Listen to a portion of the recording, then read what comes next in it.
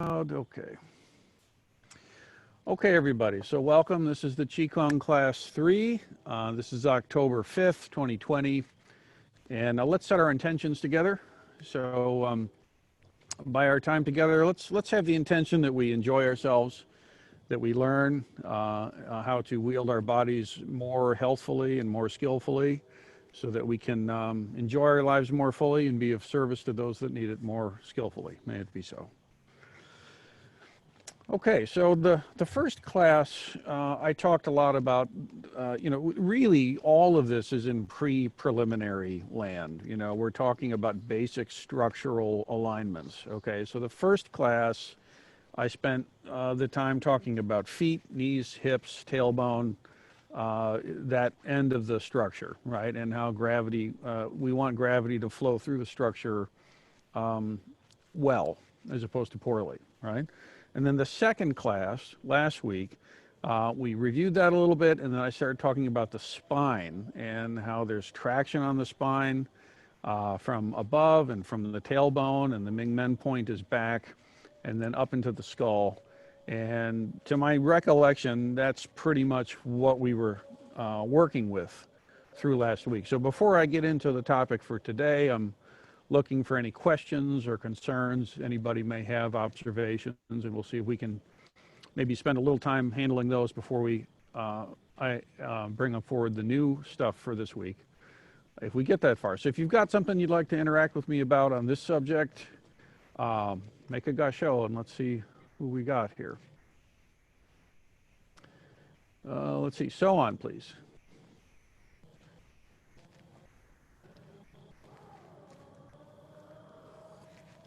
Yeah, my question is, I experienced some dizziness at first because we have our eyes closed, Mm-hmm. and the first week I was really dizzy. Not so bad that I was falling over or anything, but enough to notice.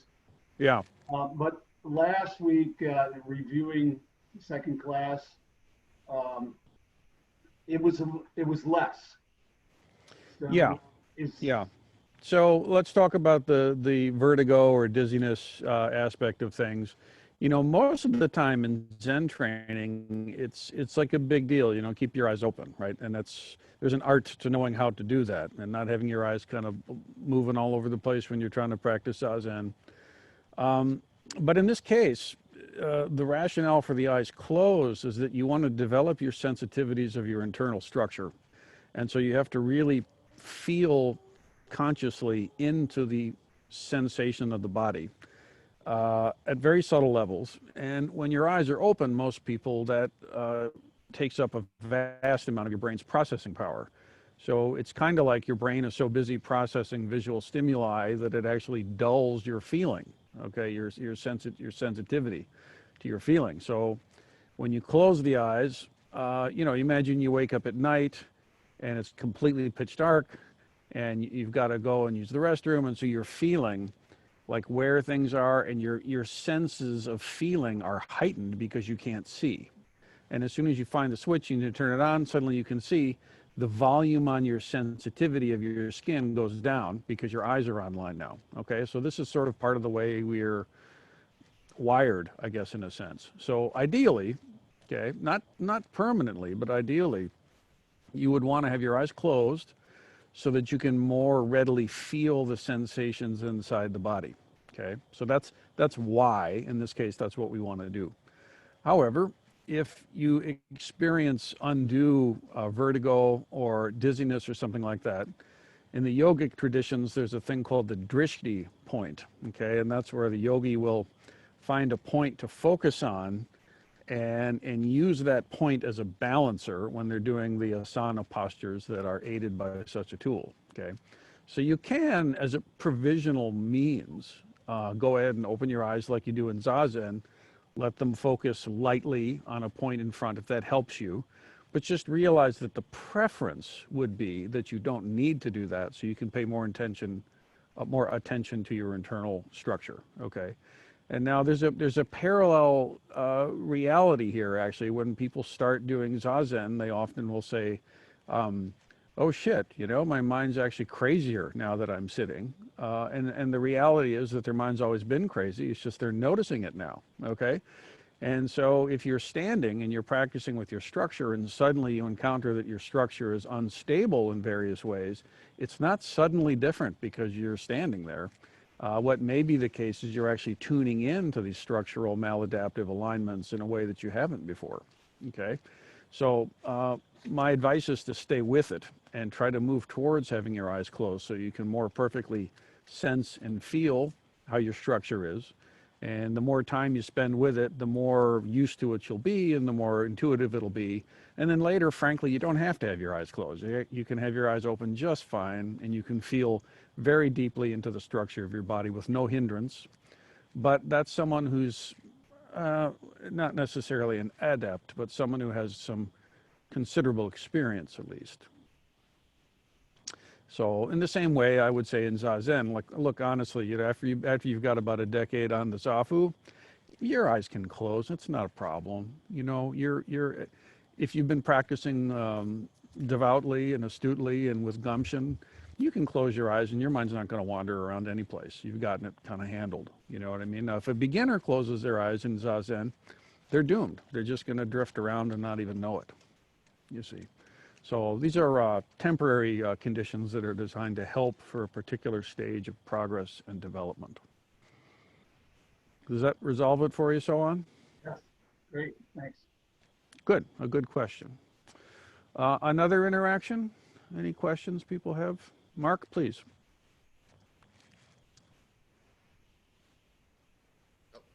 There we go, unmute.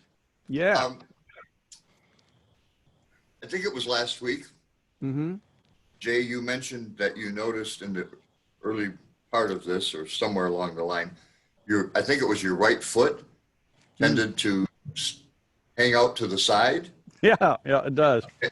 Yeah, and I definitely find I have that same situation. So when I bring you're doomed then. You're doomed. Yeah. That's kind of what I just hang it up now. It's too late. Yeah. Okay. So I didn't mean to interrupt you, Mark. Go ahead. Okay. I bring my feet into parallel. Yeah. And it feels a strain. It feels wonky. Yeah. It does. On both my lower legs, I can just feel it. Yep. And I'm okay. I seem to adapt to it after a while, but I'm just wondering, is this the proper way to approach it? Yeah, it is. I mean, we all develop habits of mind. Okay, we develop habits of mind, and that's what we call our personality, right? And so you have a certain way of moving and grooving through your life because of the traumas and successes you've had, and you're influenced by certain people, and you pick up and reject personality traits mostly unconsciously, but once in a while consciously, and you amalgamate this into some sense of a self, okay? And you carry that self around, and it kicks your ass regularly because it's a hallucination, honestly, and it collides with reality and it causes great suffering. Even if it's a very skillful personality structure. And so when you make Zazen practice, you must let go of those defense mechanisms and masks and shields and ways of navigating and all the identity, Some people are cute, some people are funny, some people are somber, some people win all the time, and some people think of themselves as the loser or whatever. It doesn't matter. Whatever those identities are, if you're really doing Zen meditation, you drop them. And it feels weird, okay? The ego will rush in to reassert its prominence and necessity until eventually it learns that it's actually fine. And it's okay to let go of all the energy that gets required to keep those masks functioning and just go ahead and breathe and be the breath, and it's okay, okay? Now, parallel to this, physical structure, okay? We have habits of body. So we have ways of navigating. The body stores trauma. The body stores experience in its cells and in its structure. And we get acclimated to and used to it. And when we actually put our body into an alignment, it can very well feel wrong or odd or strange or strained. because it feels unfamiliar, because we're very, very used to being in a maladaptive structure, right? So the counsel is the same. What you want to do is very gently, without aggression, but consciously, continue to kind of nudge yourself back into more correct alignment, and be patient and let yourself feel that. And when you consciously let your mind be in your structure, when your structure is properly aligned, gradually, and sometimes suddenly, you'll get more experience with what it feels like to actually be aligned, and that will start to become kind of a new normal. Okay. So yeah, and so now the caveat to that is physical bodies are always unique. Okay, so like the curve in my spine is a physiological fact. There's no attitude I can have that'll completely change that, right? And so there might be structural things that happen. Perhaps you've been in an accident, or someone might have arthritis of a kind or the next, or surgeries, or all kinds of things can happen, all right? And so we have to account for the realities of our physical bodies as we do the practice, okay? But what you don't want to do is get into a state where it's like, well, this doesn't feel comfortable, so I'm not going to do it. Because if you're in a body that's malaligned and you keep holding to those malaligned structures because they feel natural to you, because you're used to them, you'll never correct, okay? So, you know, for example, if someone hasn't been to the dentist in a long time, you have a sense of what the back of your teeth naturally feel like with your tongue. And then you go to the dentist and they do a good cleaning, okay? And it feels weird when your tongue hits the back of your teeth for the first time. It feels wrong. The fact is they're cleaner and it's better for everybody, but it feels strange if you're not used to it, right? So it's kind of like that, you know? So what I notice is that, you know, by my bringing awareness to that lope in my structure and kind of gently nudging it back, and again, not aggressive, okay? I'm not trying to snap myself into some kind of ridiculous thing here. I'm just gently aware, and I keep nudging myself towards proper alignment and trusting that. Then gradually my body goes, oh, okay, this is how this is. This is all right. I can do this. Mm-hmm. Does that make sense to you, Mark? Yes, that's very helpful. Yeah. You know, and as a side note, you know, I've been doing martial arts since the 70s. And I get a lot of information about a person's balance and stuff just because, you know, tools of the trade or whatever, you know, and I can watch people walk around campus, and you can see all kind of shuck and jive and mannerisms and shieldings and egos and all kinds of stuff just in the way the kids are walking. And these are kids, they're 18, they're 19, they're 20. And already the structure is completely kind of I don't want to say covered, but it's informed by all these adaptations, you know. And once in a blue moon, I'll see a young person who can just walk, and it's refreshing, you know. There's just a person walking, a Homo sapien being a Homo sapien, free and clear. It's great. You know? So, okay, is that helpful, Mark? Yes, very much. Beautiful. Thank you. Was there another question? These are useful, I think. Kogan, you got something? Yeah, let's talk. So I just had an observation kind of that leaned into a question. I joined a little bit late, and so I haven't had as much time as many weeks to join and practice. But within the first class, just the awareness of, like tuning into the energy in my body and how it moves in a subtle way, that really struck me in a way that was familiar. It's like, and it made me want to lean in. And so my observation was, and I don't want to be too far off track, but it seemed really relevant.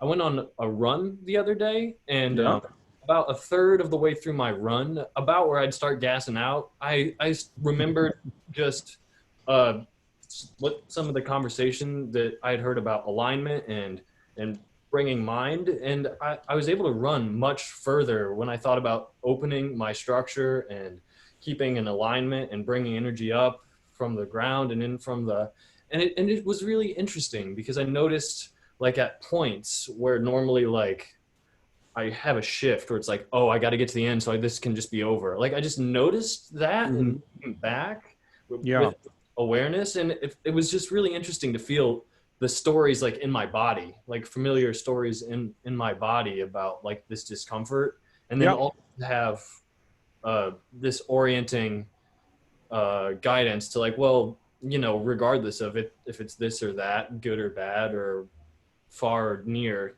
it's possible to just you keep engaging. And so I just wondered about bringing the practice, and like I said, I don't want to jump too far ahead, but into motion. I mean, it seemed like Yeah. just that one class totally changed like the energy. Absolutely. Well, you know, I mean, if you think of your Zen training, you know, I mean, we go with Zazen and then we make to Kinhin, right? Kinhin is walking meditation.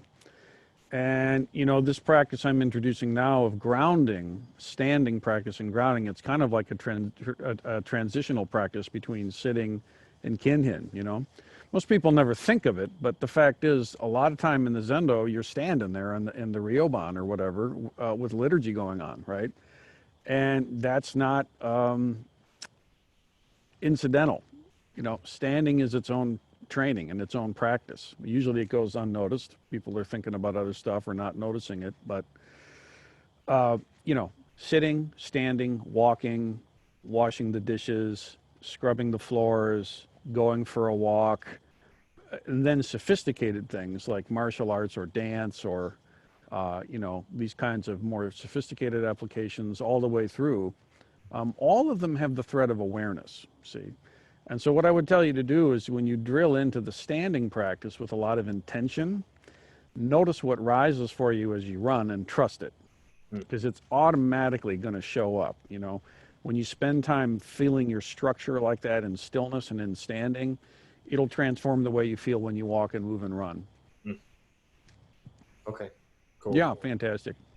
And I really think that a lot of my sensitivity to this stuff is because of my Aikido training with Gleason Shihan. You know, I mean, it's a very sophisticated way of being in the body under duress, you know, where there's pressure coming at me or on the practitioner, and how do you work with it? Okay, so let's, unless there's a burning comment or question, I'd like to move into the new content. So the first class, well, thank you for those who spoke up. That's to everyone's benefit. Thank you for sharing and questioning. We talked about feet, knees, hips, tailbone on class 1, and we talked about the spinal bow and the skull on class 2. Today, we're going to kind of keep moving a little bit. So I hope you guys can still see me here. The sun is a little bit setting on me.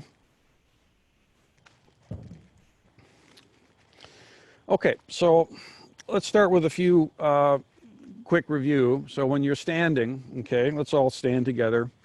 And let's just start from the base up. I'm gonna go very quickly through this because we've paid a lot of attention to it so far. So let me shift over here a little bit. Okay, so when you're standing then, if everybody else would mute your screen just so that it keeps that not being an issue. Okay.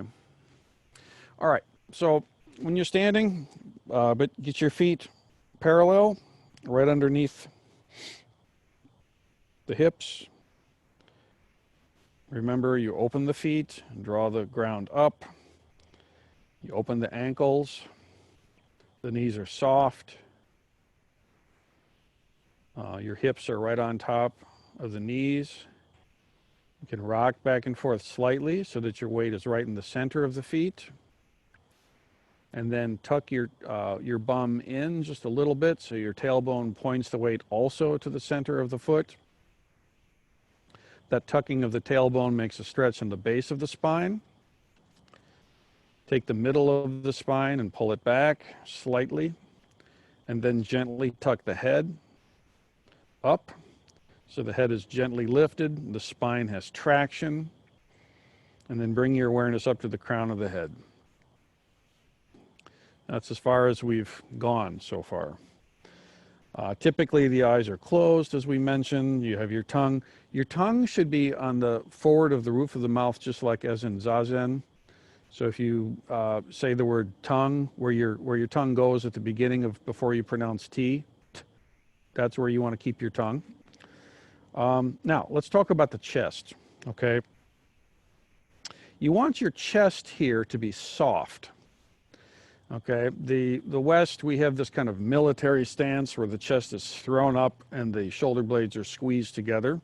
And we want to absolutely not do that. So we've got the grounding here of the feet all the way up through the legs, the hips, the spine is back. And now you want your chest to be soft. And the way you achieve this is you feel that your spine is lengthening, okay? And then take your shoulder blades, let me put this over here. What you want to do is encourage your shoulder blades to, these are my shoulder blades now, okay? I'm standing there, and I want the spine to raise and have traction, okay? So the spine's making traction, and you want your shoulder blades to gently separate. So you're widening the space between the shoulder blades. So your back is spreading out. And what you want to do is have that sense that the shoulder blades are moving out, wind around the front of the body. So what I'm going to do is I'm going to take my arm and I'm going to turn my arms. And when you turn the arms, you're going to do it from up here in the shoulder. If I just turn from my wrist, there's no benefit. Let me do this so you can see me a little better. Slightly cold. Oh, how I suffer for you. Okay, that's all right. So anyway, so this is here. You don't want to just have your wrists flop, okay, because that's not going to connect. What you want to do is rotate from up here in the shoulder and have the entire arm rotate from that place. So what you want to feel is as your arms are rotating, the shoulder blades are moving out and the entire back is widening. Okay, you can call this winding. And so as I do that practice, the spine has got traction and the shoulder blades are winding around. The chest cavity can relax. And you want the chest to sort of be coming in and sinking, okay? The chest is coming in and sinking. In, sink, okay? This is winding around. The shoulder blades are moving away from each other as that happens. And to facilitate this further, you want to make sure that there's a little space between the torso and the arm in here. This is called the qua. There are many locations of qua in the body. It's a Chinese term. It means open. And so there's a little bit of a space here and here in the armpits. So you feel that opening and the winding along the back. So the back is expressing out this way, round. And the arms are winding from up top all the way down to the fingers. And the chest is sinking in and dropping. You don't want it to collapse, but you definitely don't want it out. You want your chest to be soft, like a baby. Okay, very much like a baby. As a guidance to this, this is called the tiger's mouth, this between the thumb and the first finger here. And you want the tiger's mouth to rotate around and touch lightly your leg. Now I'm hoping you're getting the message that when we do these things, you don't just sort of like set your body there and then forget about it. You have to maintain your mind in that posture. So you have to fill each one of these steps with awareness and keep that awareness there as you add the next layer so that the body is filled with intent and awareness. So when I'm working on the winding and the opening of the shoulder blades and the sinking of the chest, I must not let go of the intent that's in the foot or in the ankle or in the knee or in the weight placement on the foot or in the rotation of the pelvis or in the spinal movement that's been going on. Okay, so you kind of like you kind of layer these things on top one to the next. You don't just do one and forget about the others. See?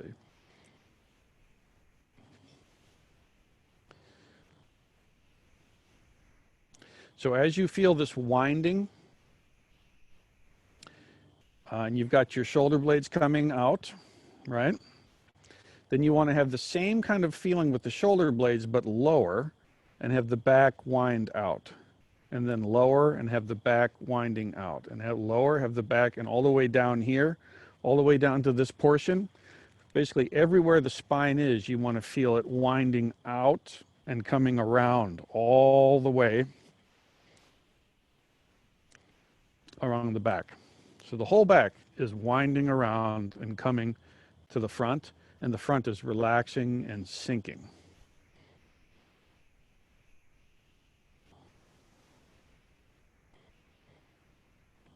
Now, as you do this, it's very important that you don't get aggressive with your structure. Don't start flexing and using your muscles to do this like you're doing a bench press or something.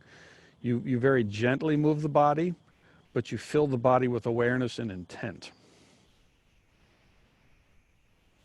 So starting again at the base, go back to the feet. Make sure the feet are open and you're drawing the earth up. Make sure the ankles are open and aligned. Make sure the knees are soft. The weight is traveling down through the back of the legs to the center of the foot. The tailbone is tucked in. Again, putting the weight to the center of the foot. The spine is moved back in the Ming Men area. Top of the chin tucks in. Traction at the top of the spine. Right? And then the winding, starting from the shoulder blades and winding from the back and winding from the back and winding from the back, starting at the top, going all the way down. And then you keep it there. Let your eyes be closed. You feel how the weight moves through your structure when you do this. And as you stand here for time, you will probably notice certain areas start to pronounce, an ache, a leaning, you start to lean to one way or the next. You start to feel a tension in some part of the body. When you feel that tension, if you do, you let your mind go to that point and relax the space underneath it and invite that tension to just drop. And everything is sinking, sinking, sinking. And in the midst of all this sinking, the only thing that's raising up is your skull and the spine. Basically, the bones of the skeleton are hanging there. Everything else is dropping and sinking and dropping and sinking and dropping and sinking.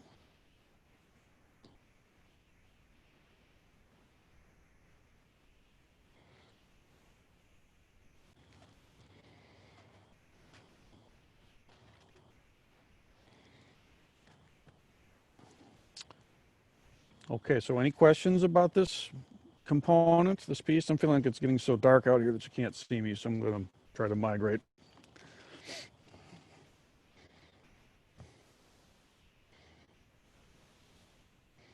Make sense to everybody? Okay. I just have not found the right place to do this yet. Ugh. Hold on, you bugs. Okay. All right. All right, we'll do it here.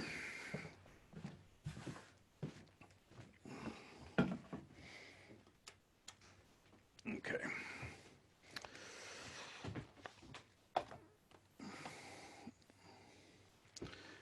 Okay.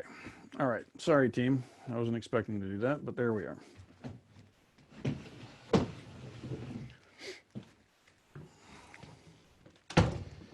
All right. So there we are. So that's gone this way. Now the next component is the arms, okay? Now when you think about the arms, it's not just like a thing that's just sitting there, okay? Take your hand like this, okay? And take the finger and pull it back gently. And you feel that stretch? That's a tendon, okay? When you release that, it snaps back. That's a tendon in the body. So when you make tension, it's like this, and when you release, it comes back, like a catapult or an arrow of a bow and arrow or something like that, the string, right? So what you want to do is realize that that kind of tendon awareness is, there's a point here in the arm, up in the shoulder, there's a point here in the wrist, and there's a point here in the middle.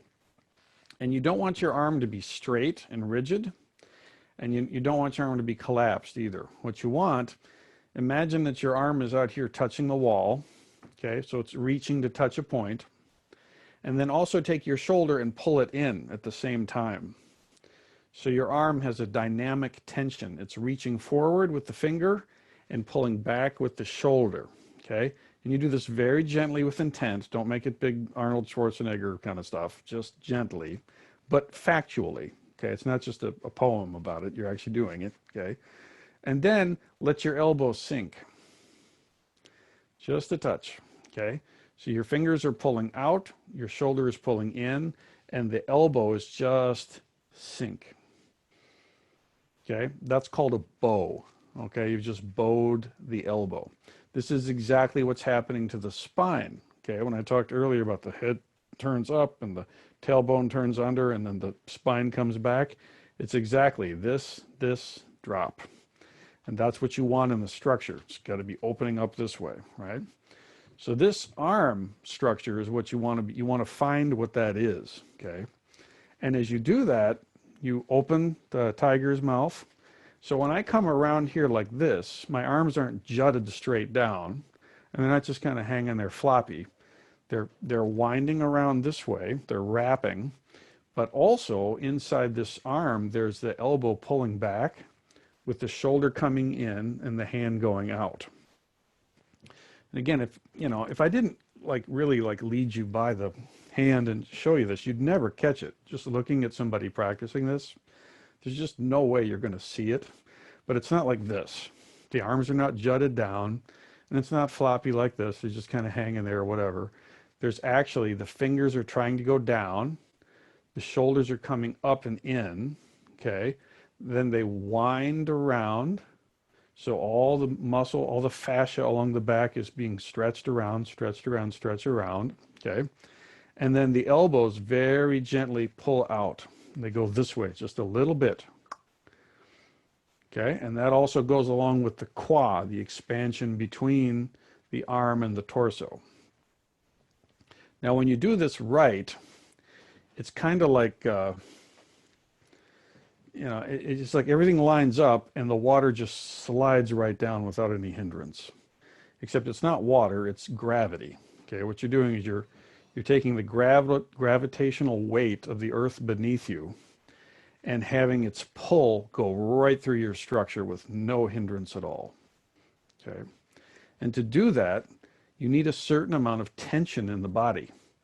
You need a certain amount of tautness. Okay. If the body is completely slack, then you become a lump and the gravity hits you in places and pools there. And then the body is stopped by this. The flow of the gravity is not correct.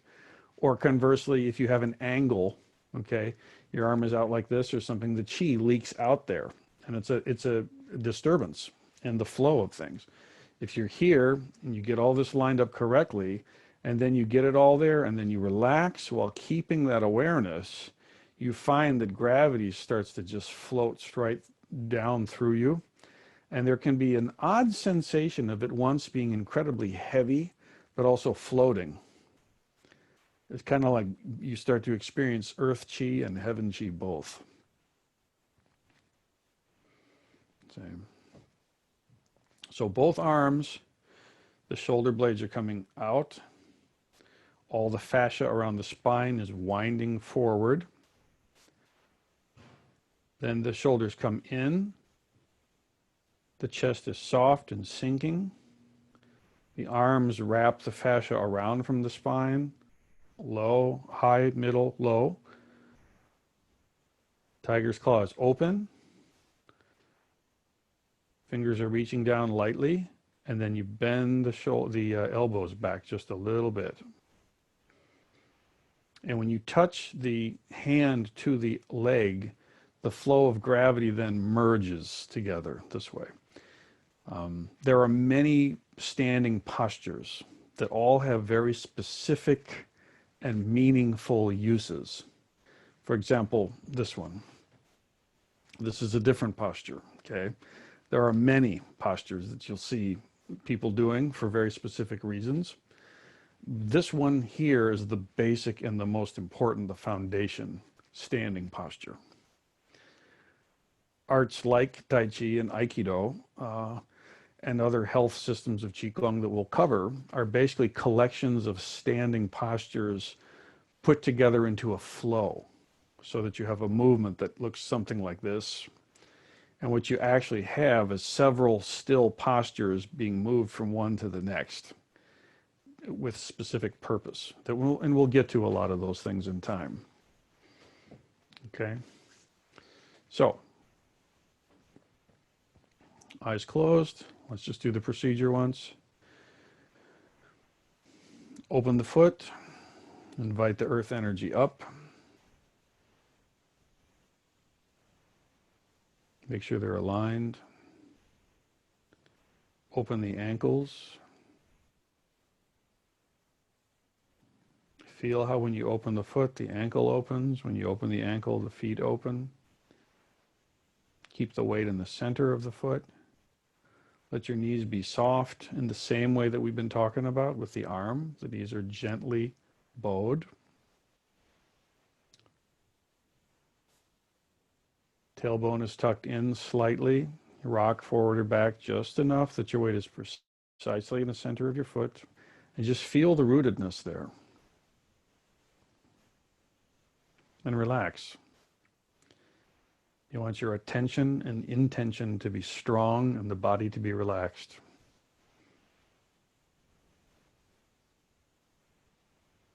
Next, bring your awareness to the spine. With the tailbone tucking under, you feel the stretch in the lower vertebrae of the spine.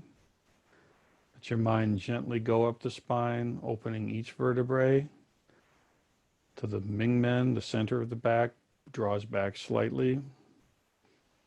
Awareness in the spine, up to the mid-back, between the shoulder blades, up to the neck. Tuck the chin in and draw up, draw the spine up.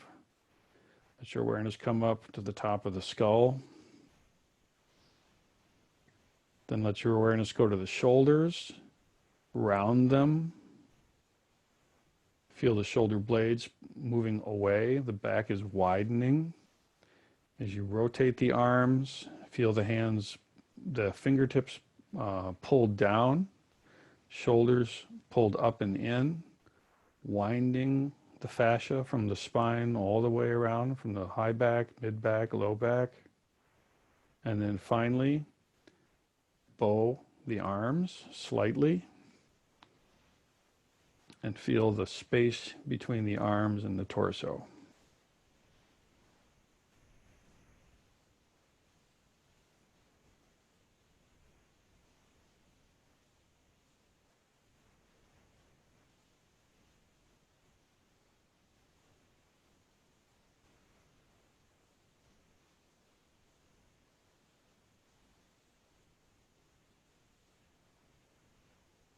As you scan from the top of the head all the way down through the body, now that you've got your basic alignment in place, if you notice tension or stress or numbness or undue strength in the body, see it, acknowledge it, let it go, and gently move it down the structure so it gets grounded.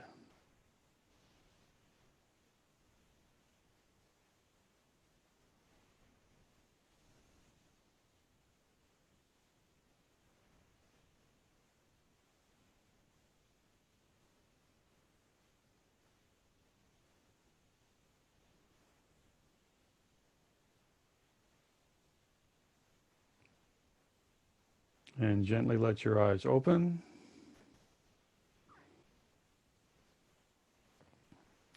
Now, just to say it, for those who train in Zen, make shashu.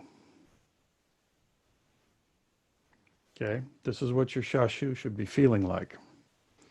You've got kwa here. This is wrapped around. This mudra is very specific. My left hand, thumb, fingers go around it, so the knuckle is not buried, but it's just like so. Okay, and then this right hand goes around it. So from the top, it looks like center point spiral and opposing spiral. Not this way, not this way. And that then sits right above the 1 point. Everything else about the structure that we just talked about is precisely the same. This is still winding around, both. There's still space here. Everything's doing the same. See?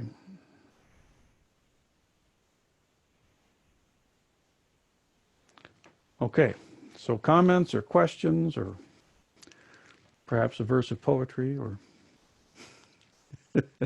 Zenzan, please. So a couple things I noticed. First of all, my imbalance with my eyes closed is better. Mm-hmm. But the other thing is, before you said that thing about sort of heavy and light at the same time, I had like a really strong sense of that.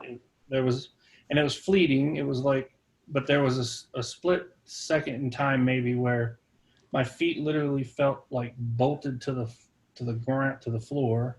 Mm-hmm. But like I also felt like I was floating, which is Yep. doesn't make a lot of sense. But I had that fleeting feeling, and then you said that, and I was like, okay, that was what that was. Yep. Yep. Yep. It's a thing, and it's, we're all different, but honestly, we're not that different, and our body structures are basically all the same, little adjustment here and there maybe, but not too much, and, when you hold your structure well and you fill it with intent, the results are quite predictable in terms of what people will experience. It's same thing with Zen, with meditation training. It's incredibly predictable what happens. If someone practices well and they know what they're doing and they do it well, the pathway of development is quite clear, right? And so this is one of those sensations. Okay. Yeah. Kaishin, please. So particularly from the waist down, I found like it's so, and I mean, I came in late today. But it's become such a familiar feeling. It becomes so easy to sort of settle into, but the visualization of it, the energetic flow is a change for me. There's always been that sense of settling, Mm-hmm. but then reversing it and coming back up. That really, I don't know, it intensified and strengthened that rootedness. Yeah, it does. Yeah. If you And think then, about a bridge, okay, like, a bridge going over troubled waters, let's say. The bridge has got structural tension in all different directions. And that complementary antagonistic tension is what makes it structurally sound, okay? And a bridge, if it's really solid, will be able to move and flex. And that's part of what gives it its tensile strength. It's not brittle, right? And so the structure of your body is very much like that too. There's the grounding and the rooting, and there's the uprightness and the reaching. And these two forces need to be felt in a way that they don't hinder each other. And that's happening in Zazen. When you sit there, there's a ton of rootedness, but then you've got to have the uprightness to meet it. And if you don't, you just end up slumping down and becoming a blob, So there's a famous kind of analogy to this, which is to say that you want to have water sinks, okay? Water sinks. It finds the lowest level, and it's quite content to find its level at the lowest place and just be heavy and be there. And it'll slosh if it has to, okay? But it just wants to kind of be there. And fire rises. Fire wants to go up.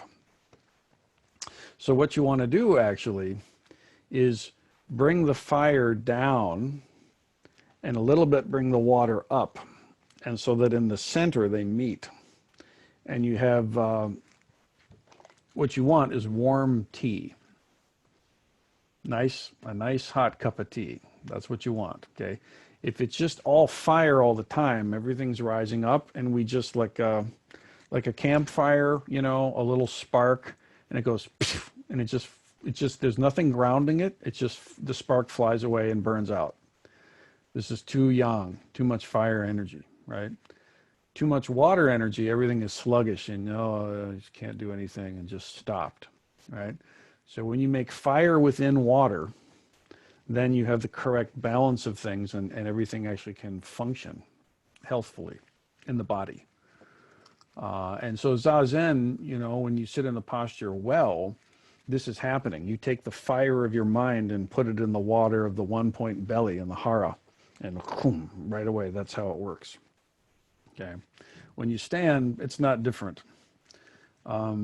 It gets augmented in different ways. And, you know, I hope in this course we're going to get into some other different ways of working with that energy, because it's really interesting. But what I think is important is that step by step, we just add a little bitty piece and make sure we understand what we're doing, and we just kind of keep moseying along this way, right?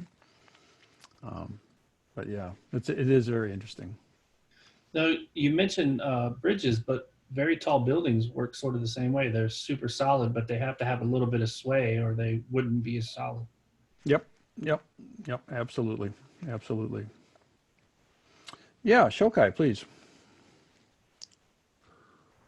So a Zazen related question. Yeah. With this, the shoulders are rounding forward, but I always feel with Zazen, I always say your shoulder blades are sliding down your back. You're opening the diaphragm, is that correct? You don't want the shoulder blades to be doing this, okay? The shoulder blades are going out, and like, it's kind of like this. So there is a down. It's not up here like this, okay? There's a sinking, but it's sinking and coming around this way. And that's what you want to have the feeling be.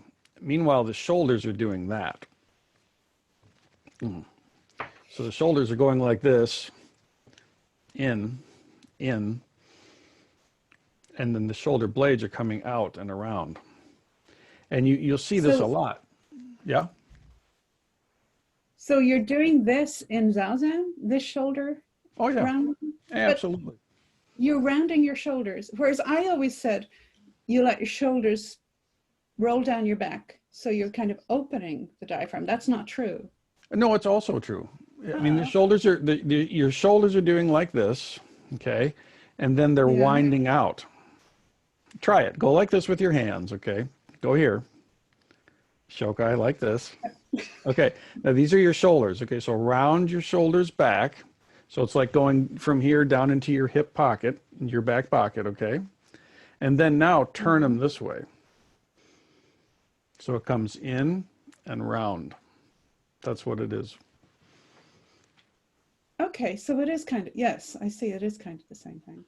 Yeah, we're not machines. The body, the human body is all compound spiralic movement, okay? So it's not like just this or just that. But the shoulder, this comes back and feeds back and rounds down into the back pocket, you could say, okay? And it winds this way as that's happening. It's completely opposite this. You know, this, my shoulders are up and they're jamming in together or something like this, right? And you don't want this. You don't want your chest to be caved in, okay? So this is rounding back here and then rotating center this way. Can you see it when I do it? Yeah. So what this is not like hyper muscular. It's not like ripping six pack and a bunch of like pumped muscles. It's just the structure is aligned. And just one other question. You know how we talk about expanding in the 6 directions? Yeah. And you know, the hips are going down, the head's going up. And sometimes I find if I just drop all the weight of my torso down into the hips, the head naturally floats up. It's like the upper body is like a feather. Is that accurate? Yes, that is accurate. That's right. There's more to it, but that's correct. When you let things sink down here correctly, something automatically rises back to meet it. That's absolutely the case. And then, you know, when you're first getting used to this stuff, you have to consciously direct yourself towards it. You have to have the image. You have to work on these things and practice them and just get acclimated to them. And then eventually your body just fills your mind fills your body automatically that way. And you don't have to like, you're not working to find it anymore. What ends up happening is it feels weird if you don't do it. that's like, what's that? You know. What's actually going on a lot of the times, well, I don't want to get into too many complicated things, but the way the energy comes up through the body and sinks is something that we're going to be spending a lot of time talking about in this course. Okay. Anyway, does that clarify the shoulder issue when you sit? It's very difficult to see this when I'm wearing my kesa. You know, I'm in a tent, for God's sake. You can barely see what I'm doing at all, you know, but actually all this stuff is going on in there, and that's what keeps the tent like solvent. And a lot of the issues. Well, I've been told. Yeah.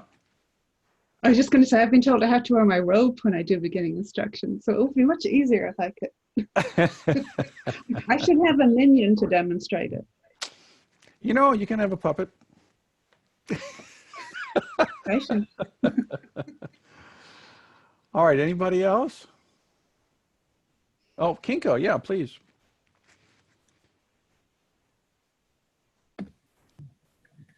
Okay, did you say the tiger's mouth, you're supposed to touch your thighs when you're standing in that position? Okay. Yeah.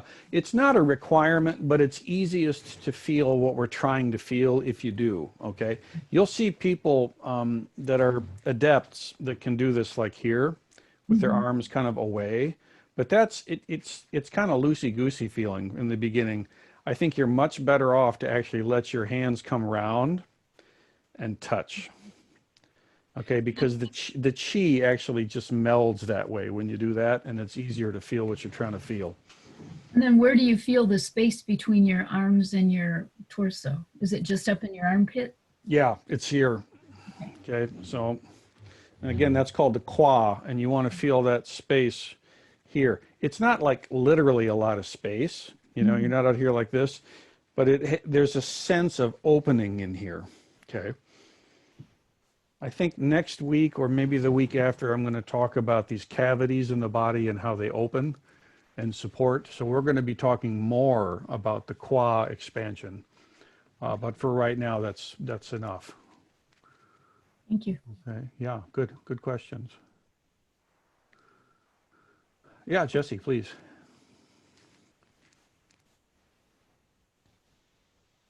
So when we're practicing this throughout the week, what we didn't do tonight was breathe into each segment of the spine. Is that something you would want us to do while we're practicing this? Is as we're going up the spine, we do just like we did last week before we get to the arms? Yeah, we'd follow the procedure just the same way, you know, and practice, you know, you can practice breathing into the spine kind of all the time. It's its own art, really. It's its own thing. You can be sitting at the computer, and every time before you open an email, you just kind of breathe into the back of your spine and feel it, you know. But yeah, the procedure is feet, ankles, knees, pelvis, gravitational swaying alignment, and then tuck the tailbone, and that pulls the bottom of the spine. And then you breathe into each vertebrae up the spine. You get to the mid of the spine and pulls back a touch. That's the Ming Men. You keep breathing all the way up the spine, all the way up through the neck, up to the crown of the head. Then you come here to the chest and let the chest sink a little bit as the shoulders come back and round in, and the arms open up, and then you make the bow. It's the same thing every time. And then you've done the procedure once, you know, and then once you get all that lined up, then you start at the top and you just gently scan through the system.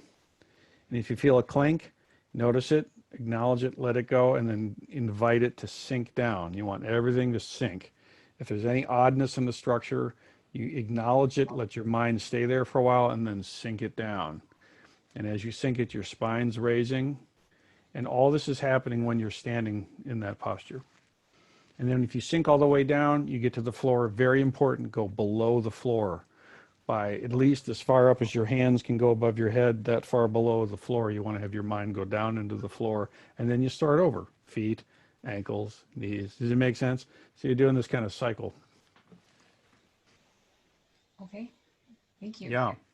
And then eventually, after you do that for a little while, you should be able to just stand there.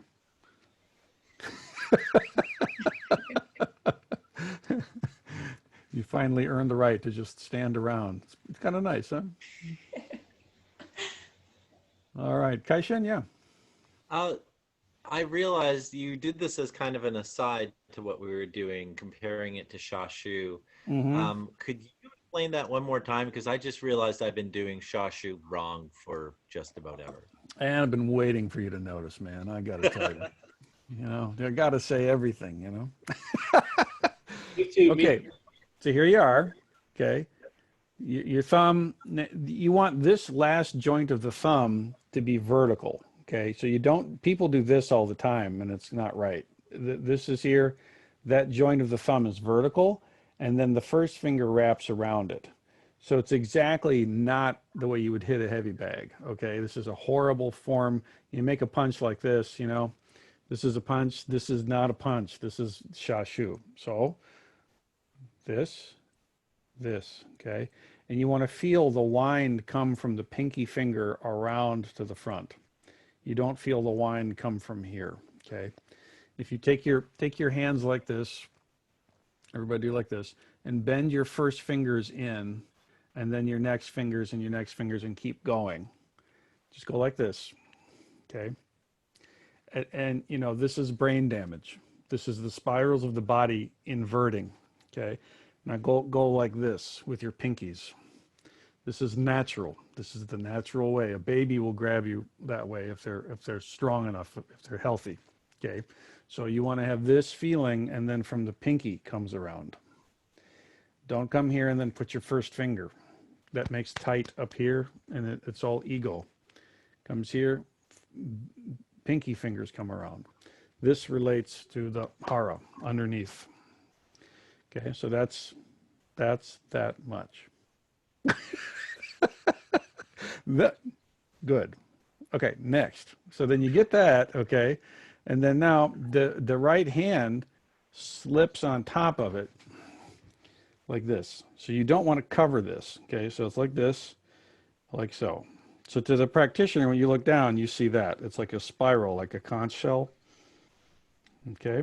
And then that whole thing sits right on top of your one point. The mudra is here, and then this sits just like that. It's like you're holding a Joe staff right in front of you, all right? And then everything that we've been talking about for standing applies. The shoulders are coming down, winding around, the chest is soft, everything is sinking, the spine has all the traction, all that stuff, okay?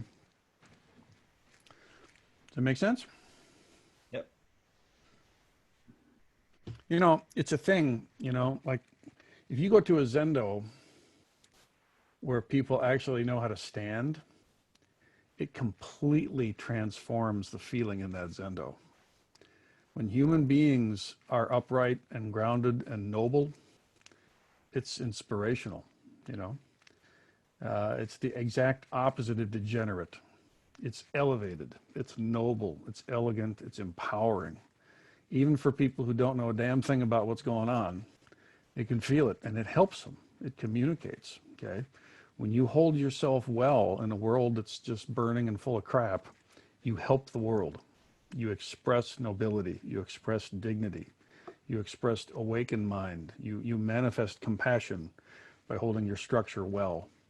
So this, of course, is about you having better health and longevity. It's about me having better health and longevity, but it's not just that. It's about contributing an awakened human body into a world that desperately needs it. Our society's view about what a body is supposed to be is just so crappy, right? It's just crazy. So you can, from the inside, feel your own structure and bring it to life, okay? So let's dedicate our merit, please. So by the merits gathered by our hanging out tonight and paying attention to the body, may suffering be relieved in our own bodies, and may we express nobility and upright dignity to a world that desperately needs it, to the joy and benefit of all. May suffering be relieved, and take the rest of the night off, everybody. All right. I'm really loving these classes, and I'm really grateful for your being here. Thank you, everybody.